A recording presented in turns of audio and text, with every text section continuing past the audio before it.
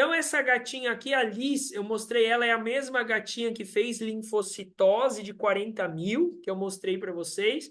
Ela foi diagnosticada com linfoma intestinal de baixo grau e ela fez linfocitose periférica, mas isso não vem ao caso. Nós iniciamos clorambucil e prednisolona e após 75 dias numa avaliação de rotina, ela começou com glicosúria, mas a glicemia estava normal. Essa glicosúria poderia ser até um diabetes secundário ao corticoide, ou enfim, uma diabetes primária.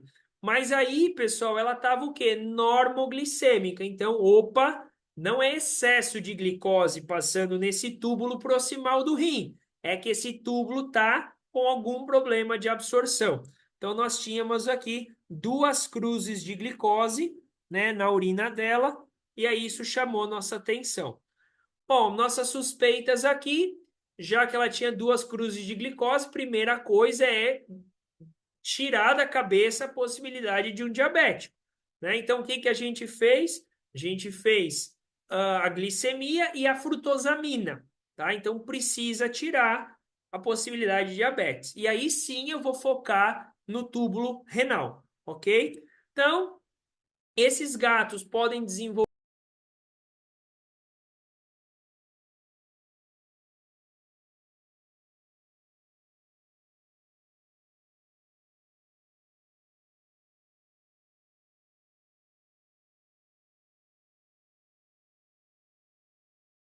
precisa tirar 2 meses até 26 meses após o início do tratamento.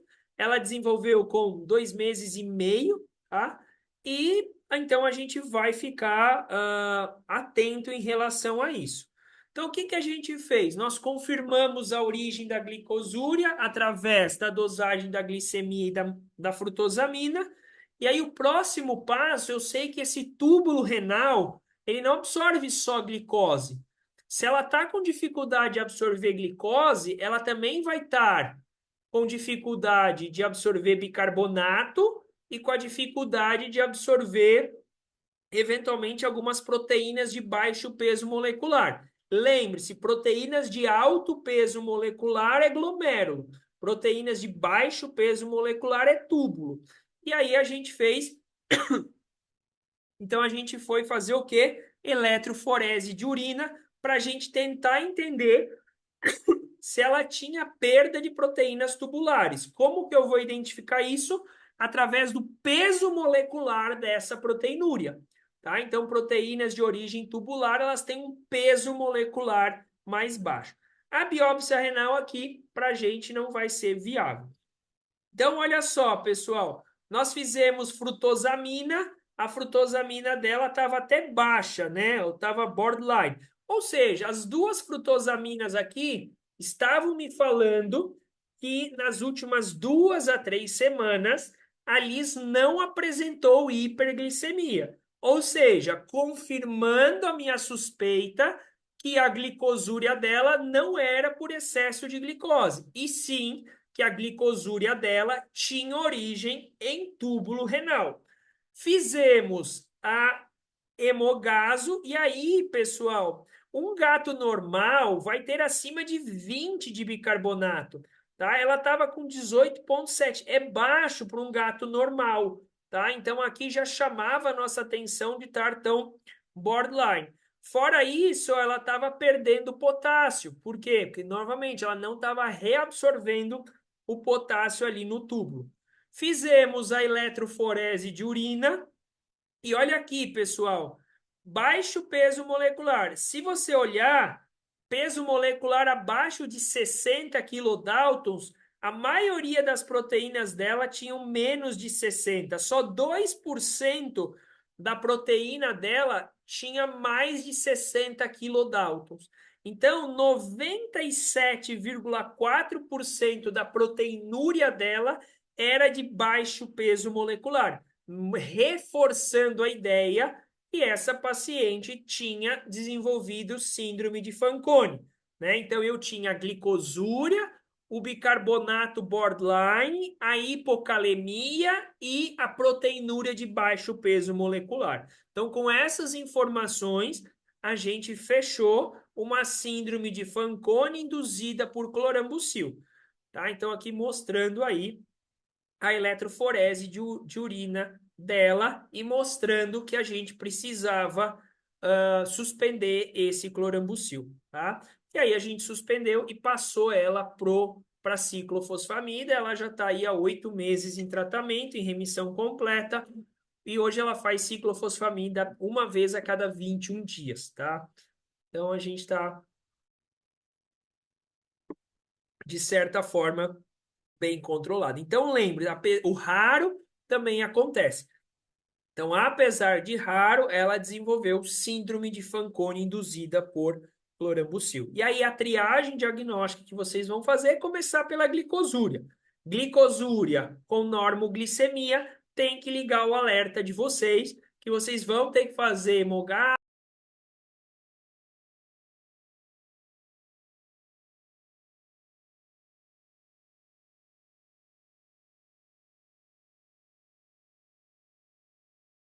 É mioclonia, tá? Então, não é comum, mas o clorambucil pode induzir mioclonias em gato. Então, os animais às vezes ficam com mioclonia. Então, fiquem atentos, né, a tremores, a coisa que o tutor vai falar, ele está estranho. Então, é muito difícil a gente ter certeza, né, do que levou a esse quadro, mas eu gosto muito. Essa aqui é uma gatinha que fazia uso de clorambucil. Agora vai. Vocês estão vendo? Ela tinha esses. Só me respondam se está passando para vocês. Ela tinha uns tremores assim, e às vezes era só na patinha, às vezes era só na. Às vezes era só no. Ó, esse foi um.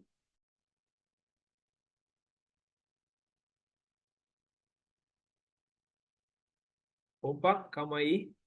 Olha aqui o outro dela. Aqui no rabo. E aí a gente suspendeu o clorambucil e ela ficou bem.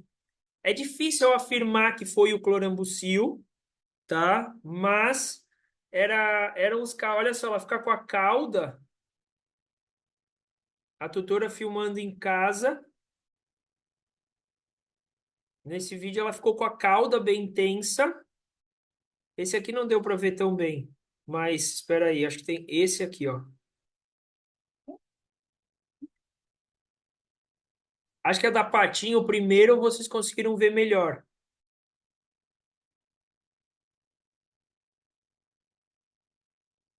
Ela vai começar com os tremores. Acho que o primeiro foi o que foi melhor para vocês verem. Esse aqui, ó. Esse aqui eu acho que ficou mais claro, os tremores. E ela filmou várias vezes, e várias vezes ela tinha como que uns movimentos involuntários de cauda e membro. Como a gente não tem como afirmar que foi o clorambucil, mas baseado no fato do clorambucil poder levar esse tipo de alteração e ela melhorou com a suspensão, é só para vocês ficarem atentos, né, desse efeito adverso aqui, que é a mioclonia induzida por clorambucil. É algo que quase ninguém lembra, quase ninguém fala ou quase ninguém sabe, tá? Então, eu sempre peço para vocês ficarem atentos. Bom, o que fazer se o animal não responder, né? Normalmente, o mais utilizado acaba sendo a ciclofosfamida, 200 miligramas por metro quadrado a cada 7 ou 14 dias, associados ao corticoide. Pessoal, há trabalhos, né, que saíram recentemente, não sei se vocês acompanharam, com doses altíssimas de ciclofosfamida, né? Tem trabalhos dizendo que se a gente usar a ciclofosfamida isolada, a gente pode chegar até 430 miligramas por metro quadrado. Eu não costumo usar doses tão altas porque eu vejo pacientes com doses menores, às vezes fazendo quadros de anorexia, fazendo quadros de neutropenia.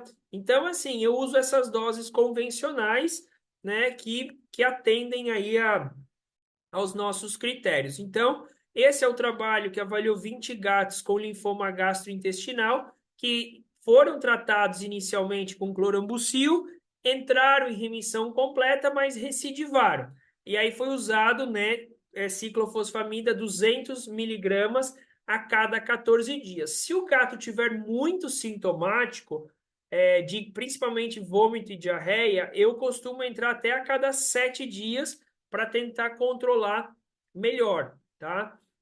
E aí eles tiveram 90% de resposta, de remissão completa, e ainda uma duração mais aí de 239 dias, totalizando sobrevidas globais de mais de 1.000 dias, ok? E o que foi fator prognóstico? Quem respondeu bem a ciclofosfamida teve sobrevidas mais longas, ok? Um dos grandes problemas que a gente tem, né, já é um gato que já tem linfoma gastrointestinal. Então, ele acaba não comendo tão bem. E a gente sabe que a ciclofosfamida pode, eventualmente, levar à anorexia. Mas aqui, pessoal, é muito difícil a gente saber se a anorexia é do descontrole da doença, se a anorexia é da ciclofosfamida. E não tem muito jeito, a gente vai ter que monitorar porque precisa resgatar. O animal está refratário ao tratamento. Então, a maioria dessas anorexias, elas são grau 1 e 2, então, mas a gente pode ter graus mais graves de anorexia, então é sempre uma preocupação. O que eu vejo na prática é muito relativo. A, a Lisa, aquela gatinha da síndrome de Fanconi, ela já está usando clorambucil há mais de já está usando ciclofosfamida há mais de 6 meses, e ela está super bem, ela nunca relatou nada. Então, assim, é muito individual, tá? Então, só para lembrar, em relação ao grau de anorexia, né? Anorexia grau 1 é uma duração de menos de 48 horas, a grau 2, 2 a 3 dias. Grau 3, eu já tenho perda de peso, eu já tenho que, às vezes, já pensar em colocação de sonda. Então, isso aqui é segundo o VCOG, só para vocês não esquecerem. Grau 1 e 2 a gente maneja com estimulante de apetite, tenta manejar dessa forma, ok? Uma terceira opção que a gente tem seria a lomustina, mas a verdade é que a gente reserva a lomustina para casos mais refratários mesmo. Seria aí a nossa última opção. Não, última não, mas assim, uma nossa opção mais agressiva. Então, normalmente a gente segura um pouco a lomustina nas situações de baixo grau. Lembrando que a lomustina em gato tem um nadir mais longo, a gente vai conversar disso amanhã, e a gente pode ter nadir com lomustina de 28 até 42 dias. Tá? Então, e que, por outro lado, a hepatotoxicidade acaba sendo um pouco menor. A gente vai discutir isso quando falar lá no final, amanhã, sobre quimioterapia. Tá? Uma coisa que é muito importante, pessoal, às vezes é sempre desafiador atender essas recidivas, porque a gente fica na dúvida se é a recidiva do linfoma, se isso é da quimioterapia, se isso é uma comorbidade, se isso não tem uma doença intestinal inflamatória associada. Então, é como se há uma sobreposição de vários achados. Então, aquele animal que começa a apresentar vômito e diarreia durante a quimioterapia, a gente sempre fica, será que é o linfoma progredindo? Será que é feito gastroentérico do quimioterápico? Será que é uma comorbidade, uma gastroenterite de outra causa? Será que esse gato tem doença enteropatia inflamatória crônica associada? Então, pessoal, eu costumo fazer muitas perguntas para esse tutor antes de trocar as coisas. Então, chegou lá, o gato ele tá em tratamento com a quimioterapia, né? Vamos supor que ele está com uma ciclofosfamida. Vejam se não está entre o segundo e o quinto dia da ciclofosfamida, pós-ciclofosfamida, que aí, às vezes, o gastroentérico é da quimioterapia e vai ficar tudo bem. Façam um ultrassom, Vejam se justifica aquele grau de diarreia e vômito baseado em alterações ultrassonográficas. Ele começou a apresentar vômito e diarreia, mas as alças intestinais estão perfeitas. Opa, talvez não seja do linfoma, talvez seja uma comorbidade. Ou o contrário, está com vômito e diarreia e assim, linfonodo aumentado e superespessamento de todos os segmentos. Não percam tempo, ali provavelmente é a recidiva do linfoma, tá? Então essas coisas precisam ser avaliadas. Há vários gatos que chegaram para mim com vômito e diarreia que o ultrassom não justificava tamanhas alterações. E aí tu vai investigar, o tutor, por exemplo, mudou dieta e era um gato que comia hipoalergênica e agora está comendo a ração com outro gato. Já teve gatos que eu não resgatei e eu só voltei com a dieta hipoalergênica e o gato melhorou, porque ele tinha doença intestinal inflamatória crônica associada ao linfoma. Então, é uma investigação difícil, né? É sempre desafiador saber quem que está pegando ali na hora, mas vocês precisam fazer isso de forma minuciosa. Não é assim, o gato tem linfoma gastrointestinal, começou a apresentar vômito e diarreia, vamos trocar o clorambucil. Não. Descartem outras coisas, descartem a própria questão dietética, parasitária, façam um ultrassom antes de qualquer mudança abrupta, tá? Essa aqui é uma paciente que exemplifica muito isso, eu sempre mostro ela em aula. Era uma Maine Coon que tinha histórico de diarreia crônica e emagrecimento, aquela velha história, estava tudo espessado, fizeram histopatológico, era linfoma, porque tinha envolvimento de mucosa, o linfonodo estava tomado, né? Já tinha perda de arquitetura aqui. Fizemos a imunohistoquímica, realmente era linfoma. Iniciamos o clorambucil com a prednisolona, melhorou clínica, melhorou ultrassonograficamente. 3 meses após o diagnóstico, começou a apresentar vários sinais clínicos. Fizemos agudo, né? Tutor cuidadoso fez, trouxe. Fizemos ultrassom, não tinha nada. Poxa, voltou super rápido. O ultrassom dela está normal. Não justifica tamanho vômito e tamanha diarreia. Então, eu vou investigar o quê? Eu vou investigar comorbidade. E aí, a gente fez um copro e ela foi positiva para tritricomonas. Então, não era culpa. Imagina, se eu não faço isso, pessoal, eu corro o risco do quê? De eu resgatar essa gata antes do tempo e uma gata que estava responsiva à terapia. Então, não esqueçam dessa triagem antes de entrar com o protocolo de resgate. Tem que voltar a estaca zero. Tem que fazer novo ultrassom, fazer anamnese para alterações dietéticas, fazer copro parasitológico. Então, tem que investigar. A não ser que, claro, ela voltou com vômito e diarreia, vocês fizeram ultrassom e está péssimo, está tudo espessado, linfonodo aumentado. Aí é outra situação. Mas quando alguma coisa não bater, né, a clínica não bate pós achados ultrassonográficos, é válido sim pensar que pode ter outra coisa, ok? Bom, entrei com o tratamento de quimioterapia. O que mais eu tenho que fazer? Gatos em estágios muito avançados, a fluidoterapia. Nutrição. O que eu uso de nutrição? Se esses gatos, né, tiverem associados ao linfoma, doença intestinal associada, é muito importante pensar na dieta para esses gatos, ok? Então, assim, mas às vezes vocês vão ver gatos que já vêm comendo há 2 meses, 3 meses a hipoalergênica e o corticoide, e o tutor fala assim: olha, ele só emagrece, não responde absolutamente nada a essa terapia. Poxa, é um gato que provavelmente eu vou fechar como linfoma. Se ele tiver caquético e é um gato com linfoma, talvez uma hipercalórica aqui vai ser bom para esse gato ganhar peso logo. Então, não existe uma regra do que usar, mas o que eu quero que vocês entendam? Avaliem esses pacientes individualmente e pensem que não esqueçam do conceito que muitos gatos vão ter linfoma e vão ter enteropatia inflamatória crônica associada e podem se beneficiar do manejo hipoalergênico, tá? Então, isso é muito, muito importante.